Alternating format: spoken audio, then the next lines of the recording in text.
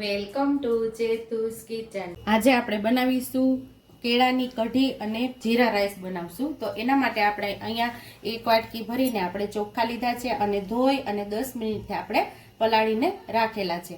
અહીંયા 2 નાની વાટકી જેટલી છાશ લીધેલી છે, એટલે કે 1 કપ જેટલી છાશ છે। અહીંયા એકદમ સરસ ખાટી પણ નહીં અને મોળી પણ નહીં, મસ્ત એવી છાશ લીધેલી છે।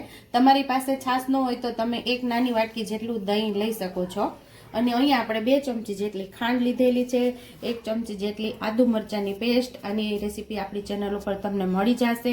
અને અહીંયા 2 લીમડાની મીઠા લીમડાની ડાળખી છે, 1 તમાલપત્ર, 2 સૂકા મરચાં અને 3 ચમચી ચણાનો લોટ લીધો છે। અને અહીંયા આપણે દેશી ઘી લીધું છે, તેલ અને રેગ્યુલર મસાલાની અંદરથી મસાલાનો ઉપયોગ કરી કઢી અને જીરા રાઈસ આજે આપણે બનાવશું। ગેસ ચાલુ કરી અને ભાતને આપણે પાકવા મૂકી દીધો છે અને સાઈડ ઉપર આપણે કઢીનો પણ વઘાર કરી લેશું। તો આપણે પહેલા કઢીનું બેટર તૈયાર કરવાનું છે। તો 3 ચમચી જેટલો આપણે ચણાનો લોટ લીધો ને એ આપણે આ છાશની અંદર ઉમેરી દેવાનો છે અને પછી બ્લેન્ડરથી આપણે બ્લેન્ડ કરી લેવાનું છે, એટલે કે બ્લેન્ડરથી હલાવી લેવાનું છે। આપણે કેળાને સુધારી લેવાનું છે। અહીંયા આપણે કેળાને મસ્ત એવા ગોળ ગોળ ચિપ્સની જેમ આપણે સુધારી લેવાના છે।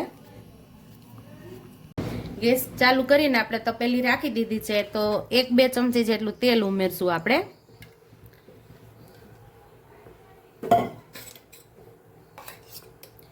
અહીંયા 1 ચમચી જેટલું આપણે ઘી લેશું। હું ઘી અને તેલમાં બંનેમાં કઢી બનાવું છું। તમે એકલી તેલમાં પણ કઢી બનાવી શકો ને એકલા ઘીમાં પણ કઢી તમે બનાવી શકો છો। અહીંયા આપણું ઘી અને તેલ જે મૂકેલા ગરમ થઈ ગયા છે, તો 4 લવિંગ અને 2 તજના ટુકડા ઉમેરી દેશું।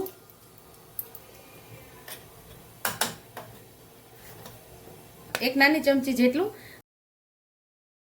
અને 1 નાની ચમચી જેટલું આપણે જીરું ઉમેરશું। અહીંયા આપણે ચપટી મેથી ઉમેરશું।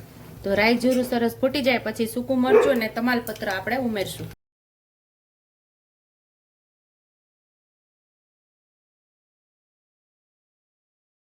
સૂકું મરચું ને તમાલપત્ર ઉમેરી દઈશું। મીઠા લીમડાના પાન ઉમેરી દઈશું।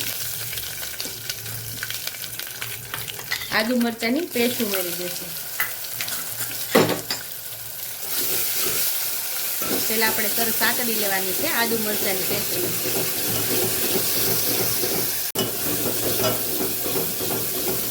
આદુ મરચાંની પેસ્ટ અહીંયા મસ્ત એવી સતળાઈ ગઈ છે।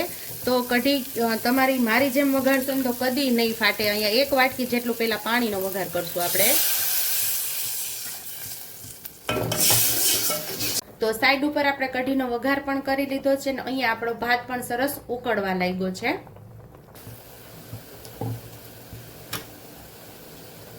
અહીંયા આપણે જે પાણીનો વઘાર કરેલો એ સરસ ઉકળવા લાગ્યો છે। તો અહીંયા આપણે જે કઢીનું બેટર બનાવીને રાખેલું એ આપણે આની અંદર ઉમેરી દેવાનું છે।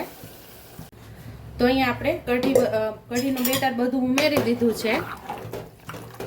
હવે આપણે 1 વાટકી જેટલું પાણી ઉમેરશું। જે પવાલીની અંદર આપણે કઢીનું બેટર બનાવેલું એની અંદર જ 1 વાટકી પાણી ઉમેરી અને પાછું ઉમેરી દેવાનું છે। ને હવે આપણે ગળપણ અને મીઠું ઉમેરી દઈશું। કઢીના ગળપણ માટે તમે ગોળ, સાકર અથવા તો ખાંડ પણ ઉમેરી શકો છો। અહીંયા 2 ચમચી જેટલી ખાંડ ઉમેરશું।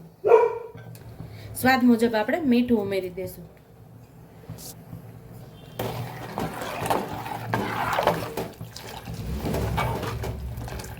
અહીંયા આપણે બેટર ઉમેરી દીધા પછી આપણે કેળા પણ ઉમેરી દઈશું આમાં। હવે આપણે કઢીને સરસ ઉકળવા દેવાની છે।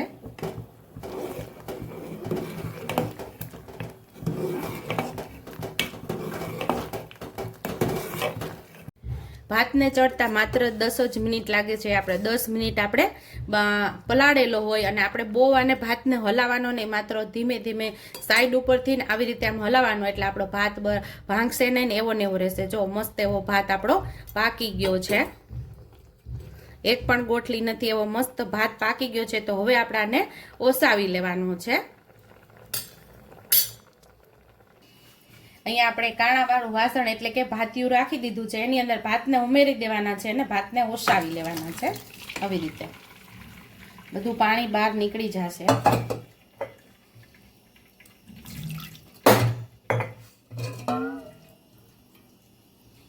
ભાત થોડા અંદર રહી ગયા હોય થોડું ઠંડુ પાણી ઉમેરી અને આપણે ઉપર ઉમેરી દેવાનું છે.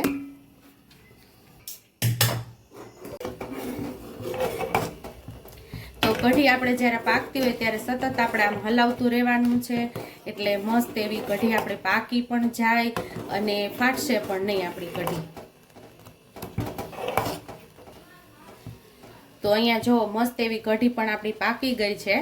તો ગેસ બંધ કરીને સર્વિંગ બાઉલમાં હવે આપણે સર્વ કરી લેશું.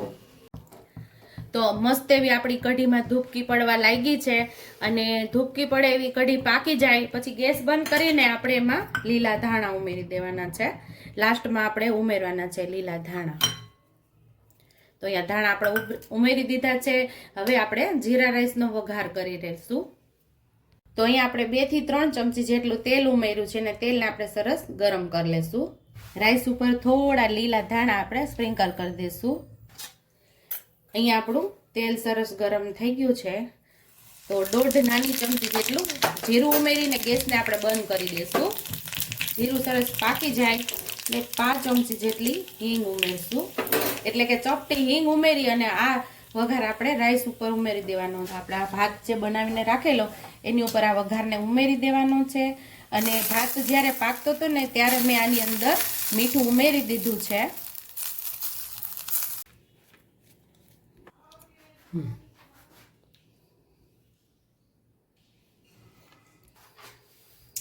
તો તૈયાર છે અહીંયા આપણી કેળાની કઢી અને જીરા રાઈસ. જો તમને મારી રેસીપી પસંદ આવી હોય તો મારી રેસીપીને લાઈક કરજો, શેર કરજો, સબસ્ક્રાઈબ કરજો, બેલ આઇકોનને દબાવતા ભૂલતા નહીં અને કમેન્ટ બોક્સમાં કમેન્ટ કરજો કે મારી રેસીપી કેવી લાગી.